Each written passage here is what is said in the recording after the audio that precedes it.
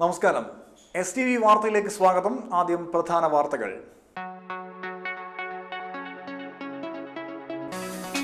കയ്പമംഗലത്ത് CPM ഓഫീസിനും പ്രവർത്തകനും നേരെ ആക്രമണം.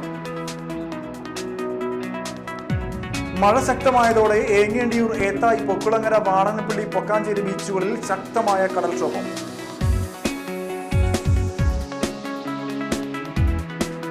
കയ്പമംഗലം പരിസ്ഥിതി കൂട്ടായ്മയുടെ ആഭിമുഖ്യത്തിൽ ലോക സമുദ്ര ദിനം ആചരിച്ചു. വാർത്തകൾ വിശദമായി. കയ്പമംഗലത്ത് CPM ഓഫീസിനും പ്രവർത്തകനും നേരെ ആക്രമണം. ആക്രമണത്തിൽ പരിക്കേറ്റ CPM പ്രവർത്തകൻ കണക്കാട്ടുശ്ശേരി ഷാരോണിനെ പെരിഞ്ഞനം കുറ്റിലക്കടവ് ആശുപത്രിയിൽ പ്രവേശിപ്പിച്ചു. ബുധനാഴ്ച ഉച്ചയ്ക്ക് 12 മണിയോടെ Kaipamangalam west CPM fisheries branch ഓഫീസിലാണ് സംഭവം. പാർട്ടി ഓഫീസിലിരിക്കുകയായിരുന്ന ഷാരോണിനെ 4 ബൈക്കുകളിലെത്തിയ 8-അംഗ സംഘം മർദ്ദിക്കുകയും ഓഫീസിനകത്തെ മേശയും കസേരകളും അടിച്ചു തകർക്കുകയും ചെയ്യുകയായിരുന്നു. BJP പ്രവർത്തകരാണ് ആക്രമണം നടത്തിയതെന്ന് CPM നേതൃത്വം ആരോപിച്ചു. മതിലകം പോലീസ് കേസെടുത്ത് അന്വേഷണം ആരംഭിച്ചു.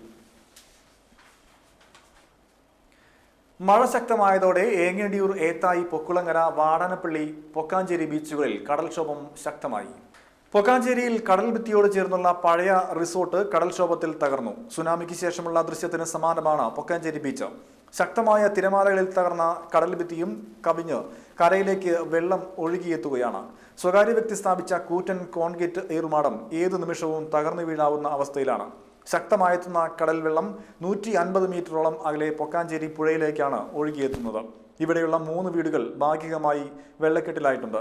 ശരീരം തളർന്ന് കിടപ്പിലായ ചുള്ളിയിൽ രഘുനാഥും കുടുംബവും ഭീതിയോടെയാണ് കഴിയുന്നത്. പൊക്കാഞ്ചേരിക്ക് വടക്കുഭാഗത്തും ശക്തമായ തിരമാലയാണ് കരയിലേക്ക് അടിച്ചു കയറുന്നത്. വാടനപ്പള്ളി ബീച്ച്, തക്ഷശില പ്രദേശങ്ങളിലും കടൽക്ഷോഭം ശക്തമായിട്ടുണ്ട്. ഏത്തായി ബീച്ചിൽ 4 വീടുകളിലേക്കാണ് വെള്ളം ഒഴുകിയെത്തിയത്. കയ്പമംഗലം പരിസ്ഥിതി കൂട്ടായ്മയുടെ ആഭിമുഖ്യത്തിൽ ലോക സമുദ്ര ദിനം ആചരിച്ചു. ഇതോടനുബന്ധിച്ച് കൂരിക്കുഴി, കമ്പനിക്കടവ്, കടപ്പുറത്ത് നല്ല ഭൂമി നല്ല സമുദ്രം എന്ന സന്ദേശ പ്രചാരണവും തീര ശുചീകരണ പ്രവർത്തനവും നടത്തി. മുൻ MLA TN പ്രതാപൻ ഉദ്ഘാടനം ചെയ്തു.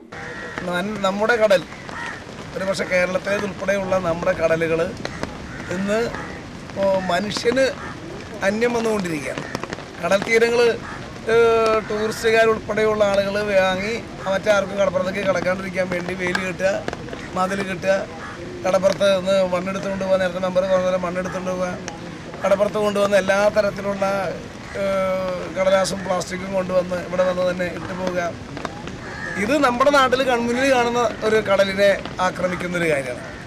ഇതിനേക്കാൾ അപ്പുറത്ത് കൊച്ചി പോയാലും മദ്രാസിൽ പോയാലും അല്ലെങ്കിൽ ബോംബെ പോയാലും എവിടെ ചെന്ന് നോക്കിയാലും അതിനേക്കാളും അപകടമാണ്. എല്ലാ പ്രധാനപ്പെട്ട സ്ഥലത്തു നിന്നുമുള്ള മാലിന്യങ്ങൾ മുഴുവൻ കടലിലേക്ക് ഒഴുക്കുകയാണ്.